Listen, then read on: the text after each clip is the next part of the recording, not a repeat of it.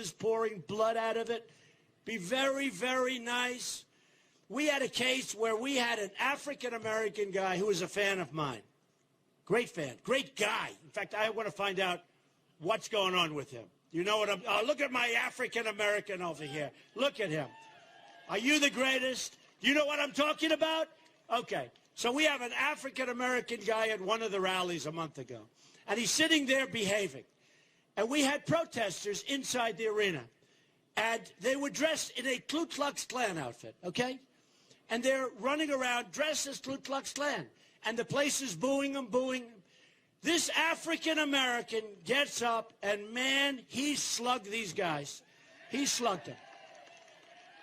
And by that time, their hat was off because it got ripped off as they were running up the stairs. But this guy, a great guy, I think he was a military guy for a long time, he slugged this guy wearing the Ku Klux Klan outfit. But by the time he got up to the top, you couldn't see it was a Ku Klux Klan outfit. So when the African-American cold-cocked this guy never knew what happened. Everybody thought the African-American was against me. And it was the opposite. He was like this great guy, military guy. We have tremendous African-American support. The reason is I'm going to bring jobs back to our country. We're going to bring jobs back. But when these sleazy people, these dishonest people who never show the crowds, they never, ever show the crowds, when they showed that event, it made it look like the white guy was on my side. The African-American guy said, I had enough, and nobody's going to run through an arena like that. And they reversed it, and it's a disgrace, okay? Let me tell you, while we're on the subject, we are going to bring jobs back to this country. We need our jobs. We're going to make it very expensive for companies to fire everybody and leave. You know, your area has lost 1 in 3 manufacturing jobs over a fairly short period of time. That's a lot of manufacturing jobs. Your crime rate is way the hell up. You know that. I mean, I have these statistics. By the way, they're that way all over the place. When I go to Pennsylvania, we won that in a landslide. When I go to Connecticut, landslide. Maryland, landslide. Rhode Island, landslide. Delaware, landslide. The week before that, we had New York, super landslide. You know what's nice? They know me in New York. They know me. We had 3 people running. I got 62%, won everything. I mean, I won so much, people couldn't even believe it. Way, way above even projections. I knew I was going to win. But isn't it nice, even for you, where the people that know me the best give me a tremendous vote of confidence, and we won it big league. And then you have these guys like Charles Krauthammer. Donald Trump is not at 50%.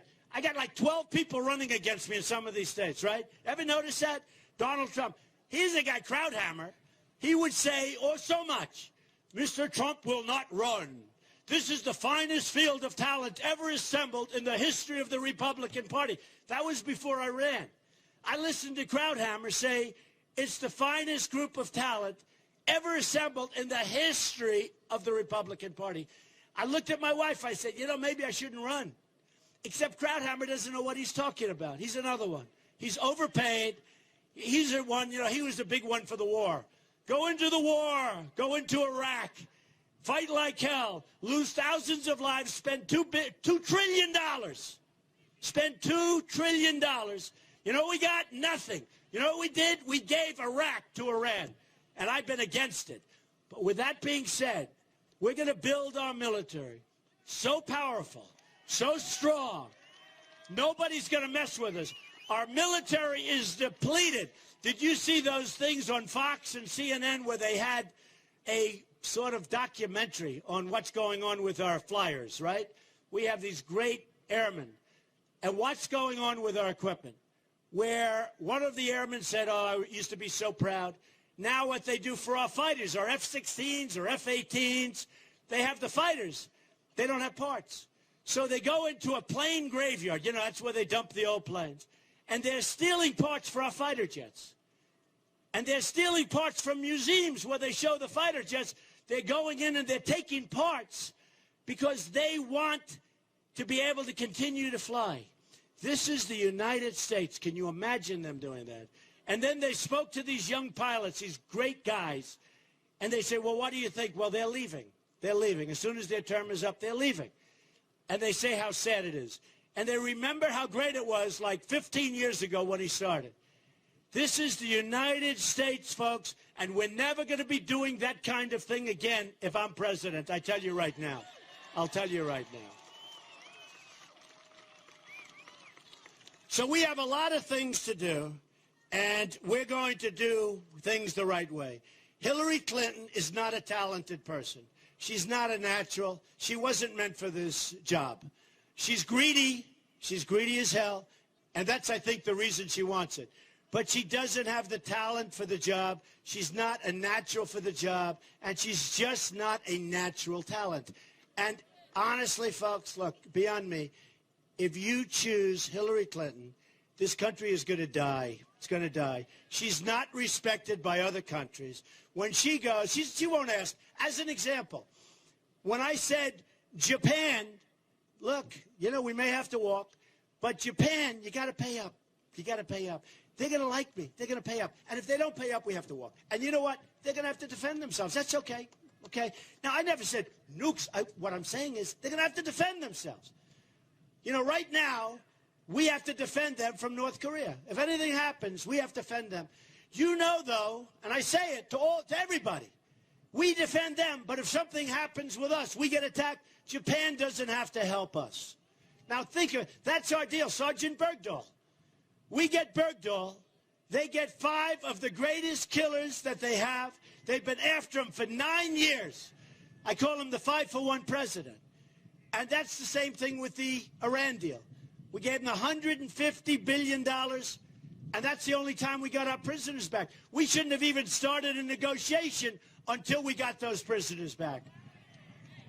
And not once did this stiff, he's a total stiff, John Kerry, not once did he get up from the bargaining table and say, sorry, folks, you take care of yourselves, leave the room, double up the sanctions. They would have called you within 24 hours. He gave up every single point.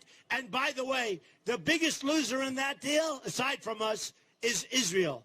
Israel is beside themselves over that deal. That deal is a disaster for Israel and a disaster for the Middle East, because you're going to have countries now start to arm up and arm up big. It's a disaster.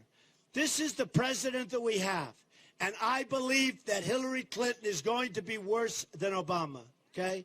I believe she's got less talent than Obama. She has less natural ability than Obama. And I'm not saying he has much, because he doesn't. But he's got an agenda, folks, because he has to have an agenda. Because nobody can be so stupid, and nobody can make deals like this guy's making. Now, remember this. Remember this. Obama's been talking lately. He's been talking about Donald Trump.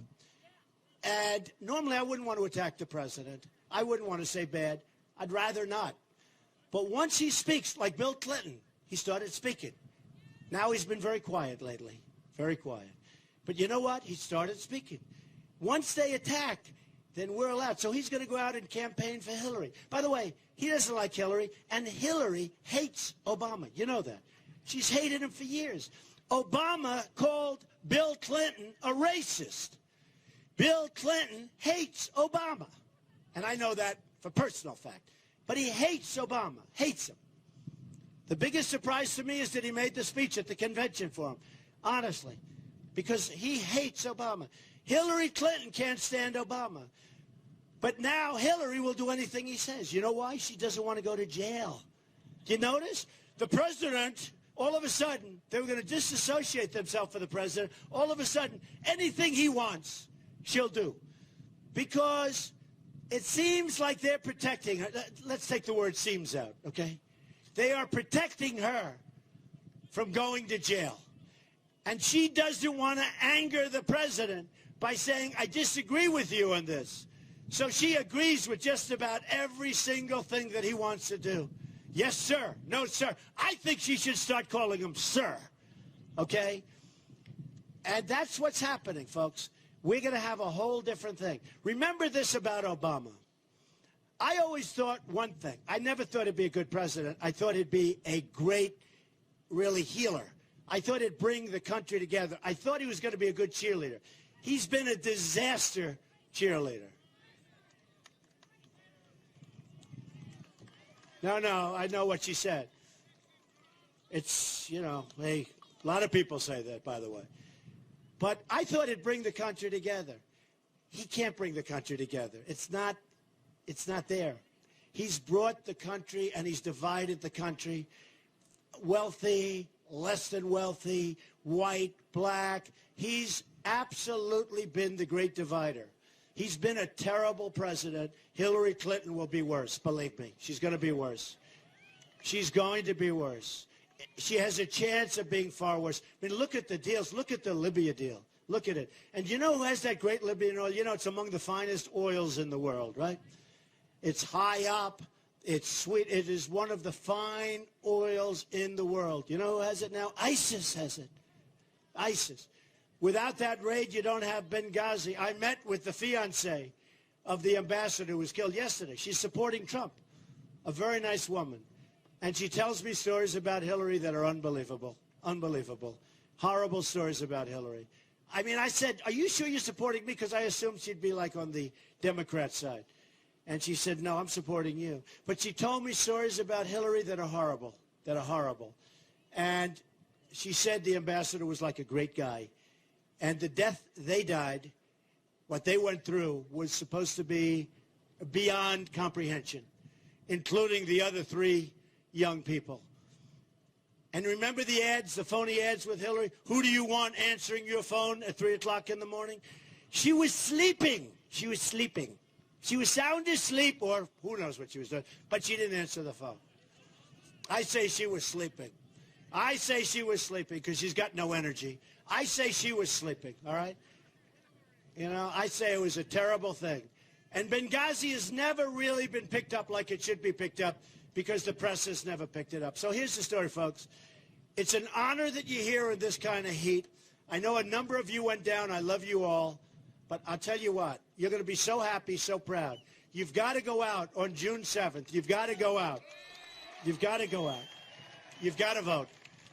Because we're sending a mandate. That's a mandate. We already won. And we're now ahead by millions and millions of votes above the people that came in second. I won't even tell you who it is. But we're ahead by millions of votes. But the more we have and the bigger the mandate we have, the stronger the movement is going to be. And then most importantly, get every one of your friends. And in November, you have to go and vote. I'll be back. I'll be back. But in November, you have to go and vote. Let me just tell you, we're going to start winning again. We're going to win with our military, and we are going to knock the hell out